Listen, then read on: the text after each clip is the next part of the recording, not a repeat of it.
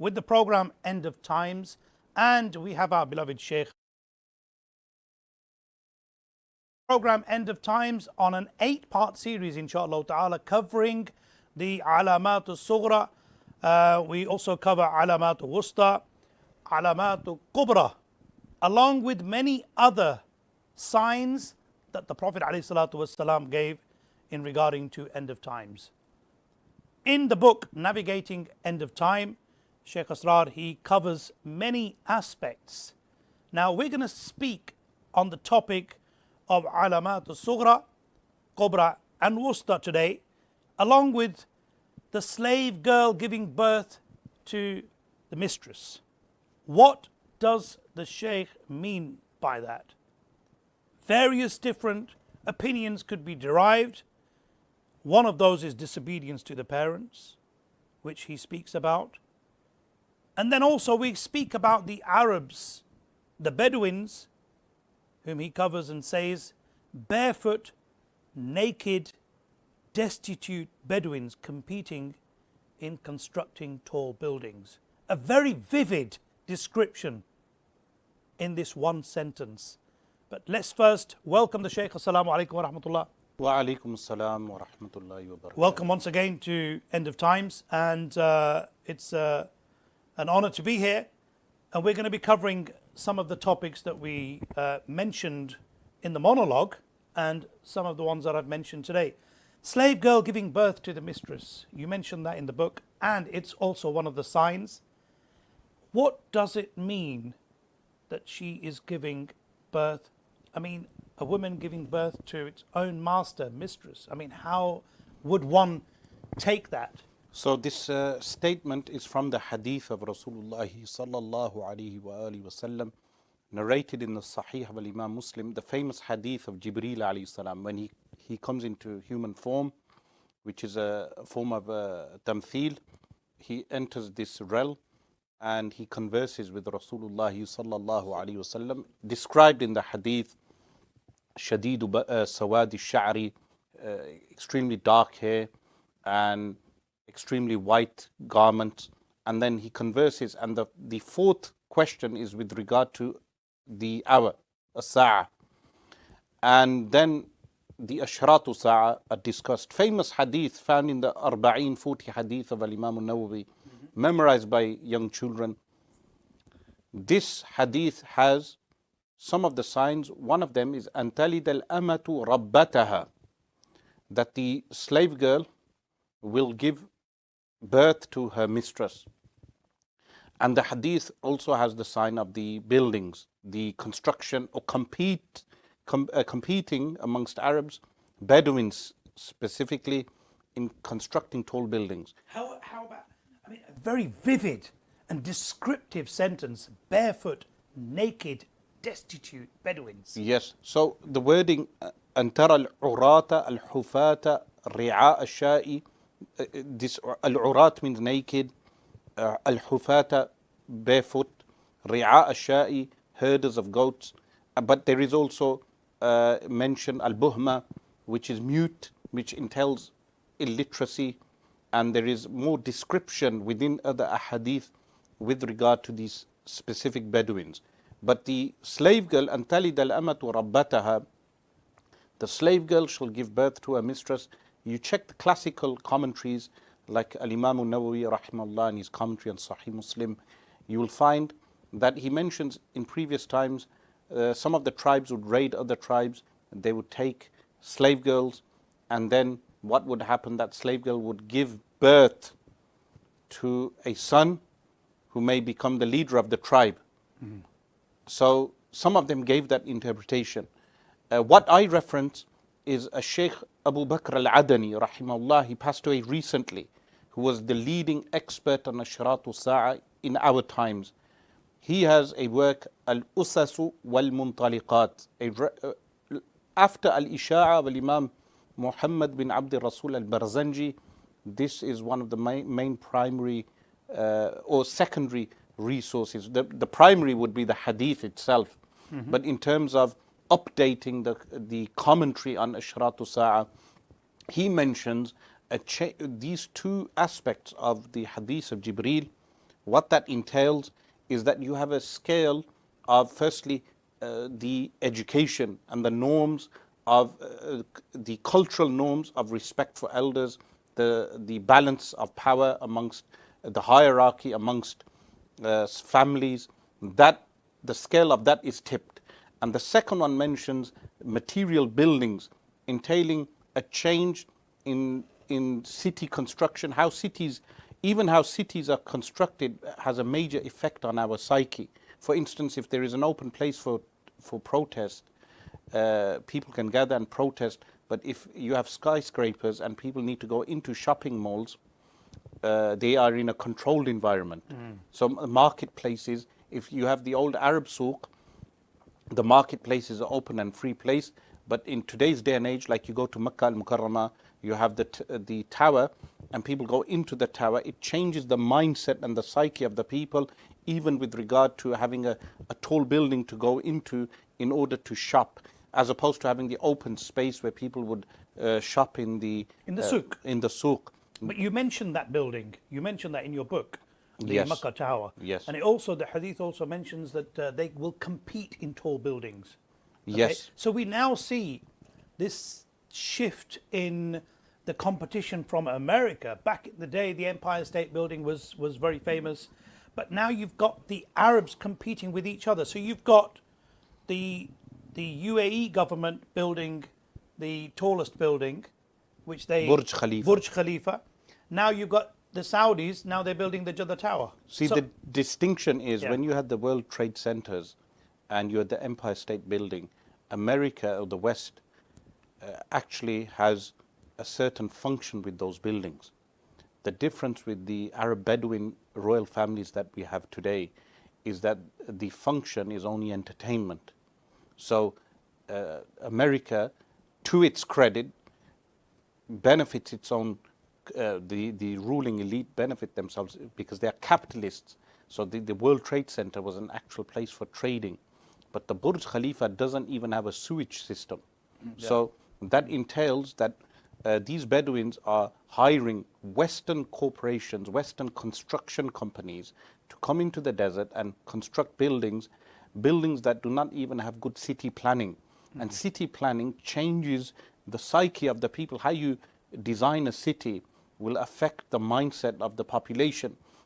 This Burj Khalifa doesn't even have a sewage system that every day Indian, Pakistani and Bengali workers are ordered to take tons of excrement out of the building and take it out to dump sites, because the planner of the city did not even have the mindset to actually make a good sewage system for the tallest building in the world. So that is indicative of a Bedouin mindset. Why Bedouin? The Bedouins are two types. You have the Bedouins who are ashaddu fil kufr, and you have the Bedouins who are good. So you check Al-Quran Al-Kareem, Allah subhanahu wa ta'ala mentions with regard to وَقَالَتِ الْعَرَابُ, the verses with regard to the Bedouins.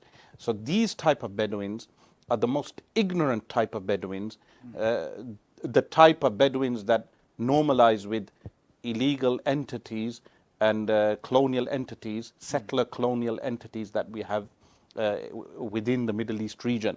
So these Bedouin settler, Bedouin families, they construct this tall building, and some people, they think this is development. It's not actually development when you call in a foreign construction company to develop a building for you. It's development if you have the actual means and machinery to carry out that construction yourselves. But these countries do not have the facilities, the machinery, the construction companies to do that. So it does not entail being forward-thinking development. Some people think these places are developed. They are not actually developed. It's a makeup on the country. It's on the surface. It's on the surface. Superficial. Superficial and on the surface.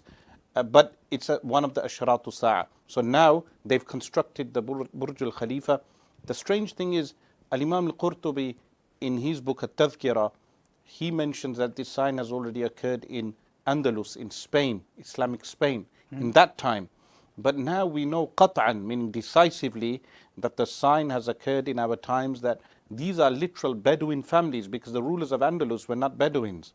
These are Bedouin families that are competing with one another. And I've heard in Saudi Arabia they intend to compete with the Burj Al Khalifa now. Yes, the Jeddah Tower is under construction. Well, it's in the planning stage, but they're now competing and saying that that is going to be the tallest building. So the two signs, the first one, Antali Tala'amatu Rabbataha, she gives birth to a mistress, which is also the inversing of education. So in previous times, education consisted of learning Quran, learning the Sunnah, learning Arabic language, even the decline of Nahaw and the Arabic literature, the decline in the Middle East, where young Arabs are not educated in Nahaw, which is so important. They are not educated in Arabic literature. They are not educated.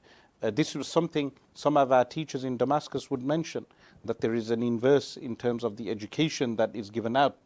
So, but then the scales of morality, the scales of ethical behavior, the scales of the family, all of these things are... You mentioned that in the book, where disobedience of children, is that linked to that? I mean, how have you linked it, and how have you interpreted that to some of the signs that we see today, where children are disobedient towards the parents, where we see the parents fear their children? Now, that hierarchy, that level of respect, and the way the role reversal that we see in certain parts of the world. So what happens in today's day and age is that young children will treat their parents like slaves. That is an interpretation given by some. But if you look at these two signs, in the hadith of Jibreel, the Messenger of Allah sallallahu alaihi wasallam pinpoints mainly these two signs. What is clear from the hadith, that each sign is indicative of two major shifts in society. And these shifts did occur. They occurred post-Caliphate, 1924, but pre-abolition of the Caliphate in the 1800s, when you had the Tanzimat movement in the 1800s, and also the Industrial Revolution. So I covered that also. You did, yes. That there is a hadith with regard to when generally the scale of society was what? That the people of the city were in need of the people of the country, because the people of the country, they would carry out farming, and that farming would benefit the people of the city. But one of the shifts that occurs in the end of times is where the people of the countryside shift to the cities. So urbanization, something that we observe now with globalization, urbanization is something that had a major impact on the world, especially post-industrial revolution. So the industrial revolution initially occurring in Britain, but then the replicas occurred across Europe and across the world, to the point that China and India today replicate that at the cost of the environment. But it's interesting that you mentioned that. But here in Britain, we find that the farmers were given a subsidy. This is something that I wanted to cover, by the Europeans, not to grow crops. They were given huge subsidies, huge sums of money to leave their fields empty of crops. The reason for that is, like the UN sometimes forces nations to only grow certain specific things in order that they can import other produce from other nations. So Egypt or Sudan being forced to only grow cotton, so the British could make cheap uniforms in the late 1800s. But when that country is struck or stricken with a famine, then they are unable to have wheat and barley because they rely on imports. So this happens through trade agreements across nations. So British farmers being forced to do that is through trade agreements with the EU. Similarly, this expectation of farmers today to have a ban on farmers rearing beef, meaning having cows, because they claim the cows are damaging the environment. This is a false claim, because the type of cow farming that is damaging the environment is the type that is done in South America, where the South American rainforest is cut down to make farming land. That actually damages the rainforest. environment, yeah. But the why are they doing that in South America? To pay off debt. Who are they paying debt off to? The IMF and the World Bank, which increases the riba, which also relates to Ashratu Sa'a, where in the hadith in the Sunan of Imam Abu Dawood, the Prophet ﷺ says, a time will come on the world where people will consume riba, and the one who does not consume riba, he will be afflicted by its dust. That time, alongside with the Bedouins competing in the construction of tall buildings, has had its global impact, meaning interest-based banking. So even the farming is affected by a riba, to the point that this policy of abolishing cow rearing in order to save the environment, these are policies that need to be double checked, meaning it's a policy that's based on a false premise in the first place. Interesting, very interesting. You mentioned that the Dajjal system, the Dajjalic tribulations, and the Dajjalic times. How do you differentiate between the three of them? So you've got the system that's probably, which some of the signs that you're discussing that we're talking about now, part of that, the tribulations and the times of the Dajjalic time. How have you differentiated between the three, and what are the main differences of all three? So my methodology is primarily based on the Quran and Sunnah. It's not based upon conspiracy theory. As you know, 1/3 of the book is in refutation of conspiracy theorists who misconstrue a hadith, misinterpret a hadith. The hadith mentions that no fitna occurs except it is in preparation for a Dajjal. I think the reference is in the Musnad of Imam Ahmad. And by the way, most of the hadith in the work have been referenced to their primary sources, most of them, overwhelmingly. And the overwhelming majority of the hadiths are actually authentic, the overwhelming majority of the hadith. There are a few that some people can give some criticism with regard to the chain of narration, but they have been cited by scholars of the science. So that hadith informs us that any tribulation that occurs actually weakens the iman. So that weakening of iman is preparation for a Dajjal. Anything that weakens your iman is a fitna of a Dajjal. Secondly, any system, any power system can be described as being a Dajjalic. So currently speaking, we have a globalist capitalist system. This capitalist system can be described as a Dajjalic in so many aspects, like the propaganda blitz that is on the minds of people so many times, false news, or the spread of false news within a short period of time. You mentioned the internet, and you mentioned all these other things that are being used currently to spread false information. Corporate media, for instance. Corporate media. In order to tarnish or meaning tarnish the enemy or to undermine the enemy, this is done on the regular. And that's mentioned in hadith in the end of times, that the shayateen will spread in order to spread false news, especially with regard to the sunnah, to harm the sunnah, meaning to misinform people with regard to the sunnah. Do you mention, when you mention this, is it within the Muslims, or do you think majority of it is those people who are not Muslim and to try to damage the image of Islam around the world? Or do you think we're suffering that within ourselves also? So because we have a globalization, again, we have a global village, the nature of the world has changed from the fiqh books of from a few hundred years ago, where they would mention the division of Darul Islam and Darul Harb. That division is more nuanced today in terms of we have a nation state model. That nation state model is the post-colonial age. They say it's decolonization, but in fact it's not decolonization, because those nations are actually plugged within the IMF and the World Bank and the UN.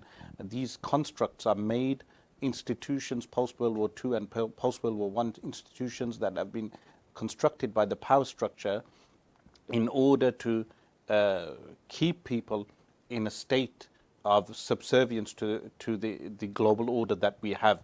It can be described as a Dajjalic. Similarly, communism, when it was on the rise post-Bolshevik revolution in 1917, communism was Dajjalic without doubt. So even if capitalism falls and it's replaced by something else. The Dajjalic nature of a power system can be described as a Dajjalic system. This will continue until a Dajjal, the individual, appears. So currently, when we describe the Dajjalic system, you have the proliferation of riba, exploitation of people through the banking system. You have a proliferation of propaganda blitz. Certain media corporations, they have false news. They will not mention certain things that are occurring in the world in order to frame a war, to validate war. You have the industrial military complex of the world, meaning countries are made to join NATO in order that arms manufacturers can then sell those weapons to those nations. Have a controlled system. An entire system, a globalized system. You have nations, Muslim nations, that have an army which is actually selling and manufacturing and selling arms to the enemies of Muslims. So where weapons are exported from Muslim countries to Ukraine in order to give Ukraine bullets, but those same countries will not export armaments to Muslim nations that are in need in order to fight colonization. So all of this is Dajjalic in nature. But it relates to the hadith. The Prophet ﷺ said, two groups of people I have not seen from Lam arahuma, meaning Sinfani min ahli nar, Lam arahuma, two groups of people from the people of hellfire, I have not seen them. One of them was what? A group of people who leave the house in the morning under the wrath of Allah, and what do? They torture people. Allah. So, and when they return back under the wrath, anger of Allah. This torturing of the populations is also something that occurs in the modern age, where the power system does not actually fear the population, because governments have been armed to the teeth, meaning the arms military complex is armed to the teeth to the point that they do not fear the population. So when you mention torturing of the people, now it's not actual physical torture per se. No, I mean physical torture. Physical torture. Emotional torture, financial torture. There is also psyops. You have psyop operations on the population. You have torture of the people where you have black operations, you have black sites where the secret services of any nation, they could take people to a black site, torture them. But there is also mental torture, psychological torture. Financial torture. Financial torture is through the banking system. The banking system, The riba, meaning people are enslaved to everyone is worried about paying off their mortgages, which is a scam system in itself, meaning house prices. As we're on the topic of mortgages, I mean, you mentioned mortgages, and I know you've spoken about mortgages in your speeches. What's the real opinion? Now, some ulama have given a fatwa that, yes, it's allowed. One mortgage is allowed, one house is allowed because you need to stay. I mean, I just some of them have given a fatwa that buying as many properties as you want. This is promoting capitalism within the Muslims. So what happens? You have a Muslim tycoon who will buy multiple properties, and then what will he do? He will charge tenants extortionate amounts for their rent. This is not the way a Muslim should be, meaning pure capitalism. So migrants who come to the UK or to other countries, a Muslim landlord charging them extortionate rent, mistreating them. So this fatwa is a misguided fatwa. Riba is haram by ijma'. By ijma', it's qat'i in the Quran, meaning riba is haram. Allah subhanahu wa ta'ala has prohibited riba. So some people say, they quote a passage from the Hanafi books, La riba bayna harbiyin wa muslimin fi dar al-harb. Now, this passage is mentioned in the Hanafi fiqh books, is referring to an active harbi. So these people then say England is Darul Harb, but they enter through a visa and passports, which is entails that we are musta'min, we are entering with what? With security. Yeah. So how can you frame England or these countries that we live in terms of there's no active warfare? Because these books were written hundreds of years ago in a different world context. That world context was what? Where you had a khilafah, there was Darul Khilafah, and anything out of the Darul Khilafah was Darul Harb. was Darul Harb.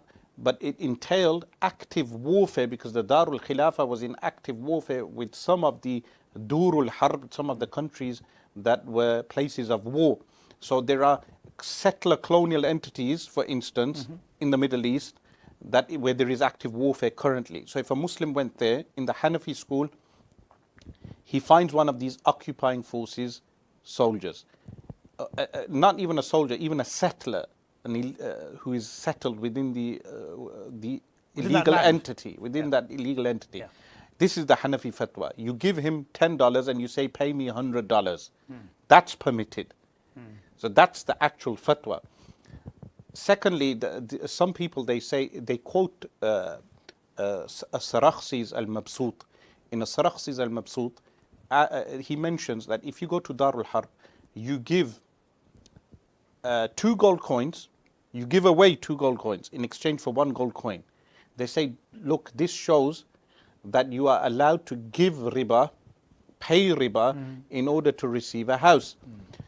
They quote this passage from Sarakhsi's al-Mabsut. The response to that is, if they had any knowledge with regard to currency, they would know that passage is referring to devalued gold coin, that you give 2 devalued gold coins to an active harbi and you attain the pure gold coin, you are benefiting by taking that.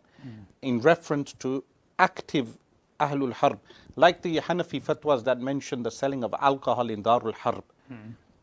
Those fatwas are referring to, for instance, if you were in the illegal occupying entity that we have today in the Middle East, and to one of those active harbis, you actually sold some commodities and you made money from them, which is benefiting you and harming them because alcohol was seen as something harming them, that would be permitted. It's not referring to entering a country where you are living with a visa or a passport and you actively then sell alcohol. Na'udhu billah. That's a misguided interpretation. Now these people are very strict on the size of people's beards, but very lenient on a riba or photography and video, but they are lenient on riba, which makes no sense because a riba is something clearly prohibited in the Quran and Sunnah. So those people who say that you're allowed and you are entitled to one property on riba, on a mortgage, that's based on a different reasoning. So that's based upon a darura or al-haja. Is there an actual darura? Well, if you have a council house, there is no darura. If you have land and property in Pakistan or another country, Bangladesh or wherever you come from originally, then there is no darura. So the darura is case specific. Darura would be Sheikh Abdullah Sirajuddin, rahimahullah, the most foremost hadith scholar of recent times and Hanafi jurist. He said darura here would be that if you were forced to live in a tent outside on the road. In this day and age, they have these homes, shelters. If you end up in a shelter and you need a home, then of course, and the darura is according to the size of the house also. So how can you have a palace that you pay through riba and then refer to that as a darura? That is not a darura, meaning a man has a palace, he pays through riba. So this proliferation of riba is one of the ashratu sa'a, which is undermined. In fact, I went to Malawi. When I went to Malawi, they asked me about a riba and I said it's haram. And the chairman of the masjid commended me. He said, we have so many ulama coming from these various other countries. They've never told the Indian community that lives in Malawi that taking bank loans with interest is haram. They've never informed them of that. So not only does it apply to homes, but it applies to cars on lease and on finance, on all of this.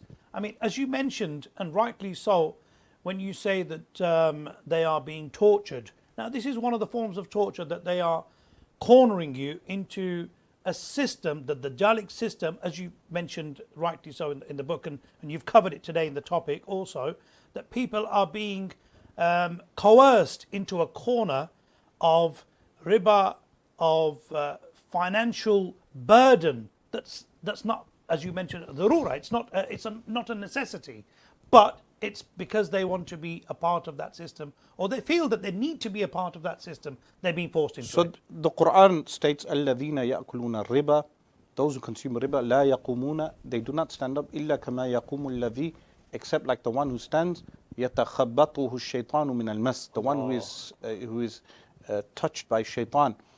You go to the London Underground, you see how people 9 to 5, how their minds are affected in order just to pay off mortgages. These muftis who give this fatwa, they do not realize how damaging riba is. In England, how many homes are repossessed because people are unable to keep up with their payments? Exactly. Yeah. Thousands of homes are repossessed, so people lose their homes. They pay tens and thousands of pounds as payments, and then they are unable to keep up the payments because they lose their jobs because of extraneous factors like COVID-19 or other factors due to which they lose their job, and they lose their payments, they lose their homes. So this fatwa actually damages people. It harms them in the long run. They lose money. They may think that Muslims are benefiting because many of us have support systems, meaning within our families, but not everyone has this anymore. There are many Muslims who do not have a support system, and non-Muslims who are harmed by a riba. A riba harms Muslims and non-Muslims. One of the signs that you've also mentioned is the fighting with neighbors, and the differences of opinion with neighbors perhaps is one of the signs of times. One of the asharatu sa'a, you've touched upon that.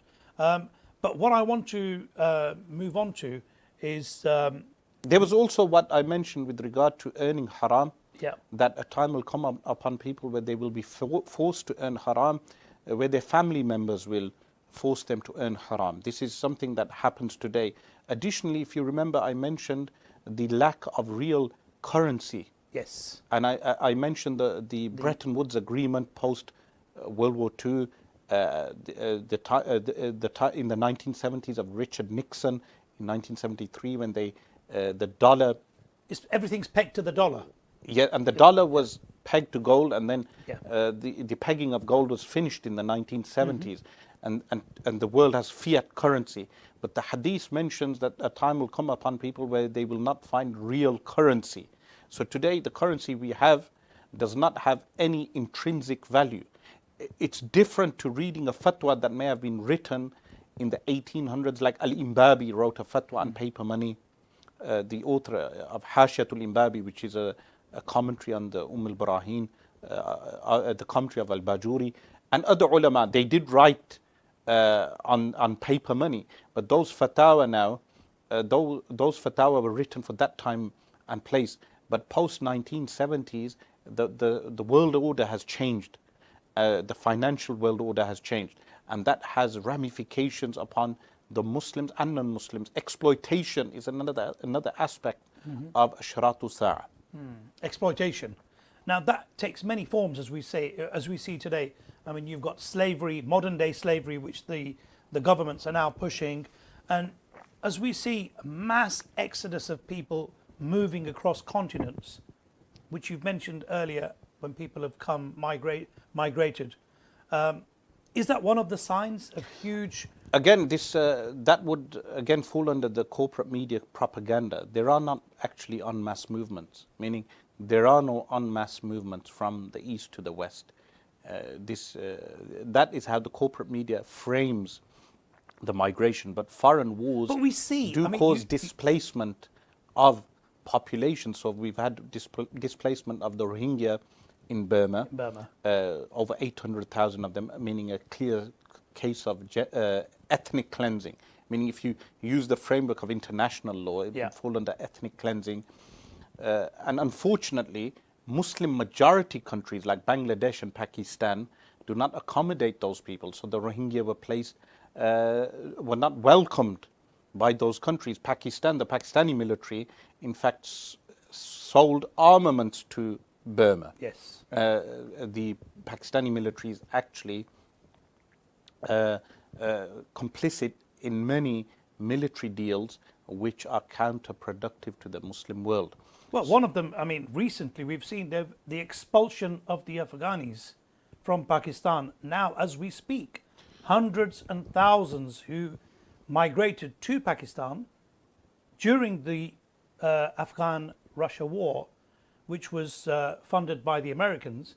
And at the time, they praised the Taliban, and they said, oh, these are the future leaders of the of Afghan. Well, the Taliban was not formalized in the 1980s. What became later the Taliban, but what they refer to as the Mujahideen, yes. in the time of Ronald Reagan. Can you just elaborate on that? And why was the shift from the American policy?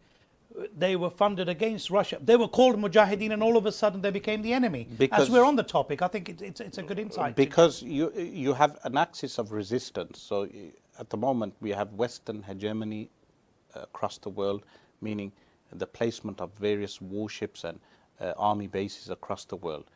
In that time, it was in America's favor to fund the Afghan jihad in order to repel Russia and its encroachment, communist encroachment into Afghanistan. And the Muslims aligned themselves with the West at that particular point because we were anti-communist, because communism enforces atheism upon its population and bans the deen of Allah. But the American interest, always remember that the Western powers have their own interests in bringing out issues. For instance, the Uyghur issue in China, which has been described by the West as a genocide, they will refer to that as a genocide. But when it comes to the Palestinian issue currently in Gaza will not be referred to as a genocide. They refuse to acknowledge that as a genocide. Similarly, you've had propaganda blitz with regard to certain regimes in the region. When it suits the West, they will align themselves. So for every $15 of the CIA in 2013, $1 was going towards backing certain rebel groups in certain regions of the Middle East. So these are vested interests in that region. That was the Arab Spring that you spoke about in the book. Yes. In various parts of the Arabian Peninsula. And as you mentioned, now a very interesting point that you made about the Mujahideen of Afghanistan and jihad. At the time in the 80s, early 90s, it was fine to speak about jihad, the Afghan jihad. And also in Bosnia, because NATO had its own interests in Bosnia. So the Muslims who were martyred in Bosnia, it was fine for the West to promote and declare as heroes those who went and fought jihad, because it was in the interest of the West. Like today, it's in the interest of Russia to send people to Ukraine or to send Muslims into Ukraine. So what we are observing is a wrestling match between different superpowers within the region. So when it suits them, they will promote Khattab, for instance, who fought against the Russians. His videos were banned for a long period of time, post 9/11. But now his videos are available because it suits the agenda of the West, anti-Russian agenda of the West. So these are things that Muslims should observe. An interesting point. I mean, you mentioned religious cults. This is something that I want to touch upon. And you mentioned Mini Dajjal. You've spoken about charlatan Sufis. The religious cults, is that just Islamic religious cults? Or is that other religious cults? I mean, I know you've mentioned Sai Baba in the book and how he'd pull out the gold coins and then he got caught subsequently. And now he's in prison. But Sai Baba's actually passed away. Is he passed away? Passed away. He's passed away. And then other one, you mentioned the other cults, the Ghor-Shahi in the 90s, who claimed that you could see his face in the Kaaba or the tiles of Makkah in the Haram and stuff. I mean, there's various charlatans that we've had. Some of them claimed to be Muslim. One of them, Qadiani. Yes. Yeah. I want to touch upon that. It's a very important topic to us, to the Muslims, to be made aware of his lies and his claims. In fact, even the ICC, International Court, the head of that is actually a man named Karim, who is a Qadiani. So the Qadiani sect or the Qadiani cult is a cult that has false beliefs. They believe in a man from Punjab who was Mirza Ghulam Ahmad. But the reason why I touched upon the cults, there's a reason for this. The main reason is the cults utilize end of times, doomsday prophecies. So that happens across the Christian world, in the American Bible Belt. In Australia, you have false Jesus claimants.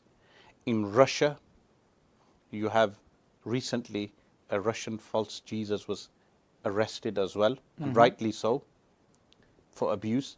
But these people, they misinterpret the Bible, the book of Revelations and other books of the Bible prophecies. But also within the Muslim world, we have movements and cults that misinterpret the hadith of Rasulullah sallallahu alaihi wasallam. One of them, for instance, was Juhayman al-Utaybi, who violated the sanctity of Makkah al-Mukarramah in 1979, when him and his cohorts, they hijacked the masjid and they claimed his brother-in-law, Muhammad al-Qahtani, as the Mahdi. And this was based upon misinterpretation of religious texts. It occurs, you have a tiered level. So you have extreme versions. This Juhayman al-Utaybi being a very extreme version, Mirza Ghulam Qadiani being a very extreme version. But then you have lower tiers where you may even have Sunni groups that misinterpret some of the ahadith on the end of times to fulfill a motive or an agenda. And that is one of the primary objectives of the book as well, in order to inform and educate Muslims that when you read the ahadith on end of times, there is a science in approaching those ahadith. You had an experience of meeting a man who claimed he was the Mahdi. Yes, in Birmingham. In Birmingham. Yes. And then there was another man that you spoke about in the book that went to Umrah. He hid in the mountains. That was the one. That was the one. And then he moved into the mountains. He was moved to Somalia. Then the British authorities brought him back. How was your experience when you spoke to him? I mean, he was not mentally insane. He was. You mentioned that, but how can somebody in this day and age make such a ludicrous claim? And we should not underestimate the impact of the ego, so the nafs. And this is actually antithetical to Sufi teachings, because the problem is we have Sufis claiming to purify people of the egotistical behavior, but you have Sufi cult leaders that display some of the most egotistical behavior. So where I touch upon, nowadays people, the term narcissistic personality disorder is thrown around too easily. In fact, narcissism is a very high degree, high level of egotistical behavior. It needs to be psychologically determined by a medical professional. Medical profession. So those people, they suffer from that, but they also misinterpret religious texts to exploit people. The exploitation will be either taking time from people, taking their time, and time is valuable, or sexually abusing people, or exploiting them through financial abuse. Mainly these are the three main assets as well, these type of abuses that go on in these religious and non-religious cults. In the religious cults that you mentioned, I mean, we're living in the 21st century, internet's available, education is plentiful around the world, even in the most remotest parts of the world. Education systems are implemented and people are taking advantage of it. How do you think it's still possible to be a victim of such abuse by spiritual, I mean, some of the peers that you've mentioned, some of the spiritual leaders, the spiritual masters, the Sufis, the charlatans? How would you advise the viewers not to fall into these traps? I mean, what is it that makes them so gullible? So literacy, as you mentioned, literacy is how I would define literacy. It is not only learning how to read and write, it's an active reading, but not only reading and being exposed to information, being able to process information. So even if someone has a smartphone in a village and is able to watch videos and that give them information, it does not entail they are able to process those videos. For instance, there are so many people who check symptoms, medical symptoms on Google, but they have not been trained medically, professionally, in order to ascertain what those symptoms entail. So they will read those what those symptoms entail on Google and apply that in their lives. So the same with the deen. You can have information, but processing that information is an actual methodology that you only take from ulama, from real ulama who have taken that from ulama, and they process the knowledge and are able to determine what a particular verse of the Quran entails, or a hadith.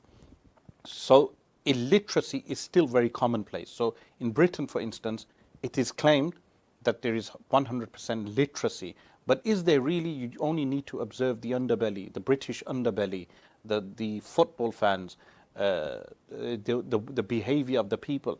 You attend even our religious gatherings. There is high levels of religious illiteracy in the deen of Islam. So in Pakistan, in India, in Bangladesh, even parts of the Middle East, there is a high level of illiteracy in the deen of Allah. Illiteracy in terms of knowing the Quran, knowing the Sunnah, knowing the definition of shirk, knowing the definition of bid'ah.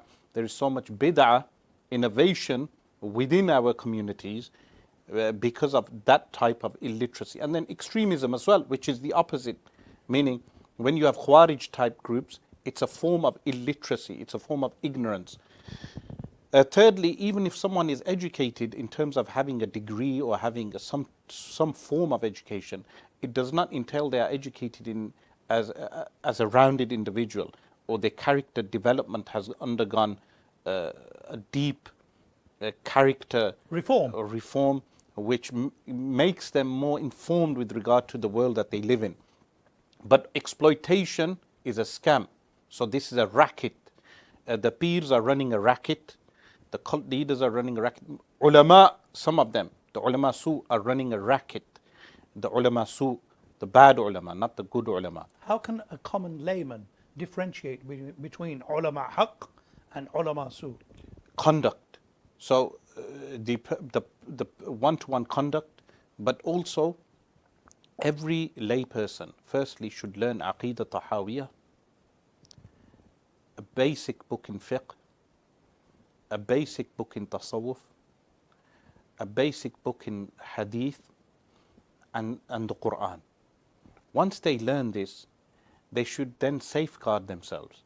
But what happens is people jump into a group or become advocates of one alim specifically without educating themselves to the point that they, without educating yourselves in the deen of Allah, and then advocating for a person blindly is prohibited in the Sharia. And I prohibit students around me or people who attend my lectures from doing that with anyone. That they first should learn the deen of Allah. And that was the purpose of highlighting cults. Then you have an extreme, like the Gohar Shai type, that is an extreme of the spectrum. There is an extreme of the spectrum. Gohar Shai is that extreme level of ignorance. Gohar Shai was one example that was covered, but there are many others, even who are extant today in Pakistan, faith healers, these faith healers that you have in Pakistan now. Some of them come over here. Sometimes we see that they come over here, conduct huge gatherings. I mean, all it takes is one of them to have megalomaniac thoughts and a narcissistic personality that from claiming to be a mujaddid, it can rise to being claiming to Mahdawiyya, being Mahdi. And na'udhu billah, Nabuwa, which is kufr to claim. So these are the things which are highlighted in the book for a reason. The worst type is the one who will say, he may be in a cult and he will say, I am not in a cult, that's other cults. So anyone who says, we are not in a cult, but they are in a cult, they need to re-examine themselves. Allahu Akbar. Brothers and sisters, there are many people out there who are in a cult. As the Shaykh has said, they don't realize that they're in a cult. They may be a part of a group that they think that they are doing good. We've managed to cover many aspects, many different subtopics of end of times. Sadly, this is the end of the second episode. Inshallah ta'ala, stay tuned and we'll see you in the next episode. Look after yourselves and your loved ones. Assalamu alaikum wa rahmatullah.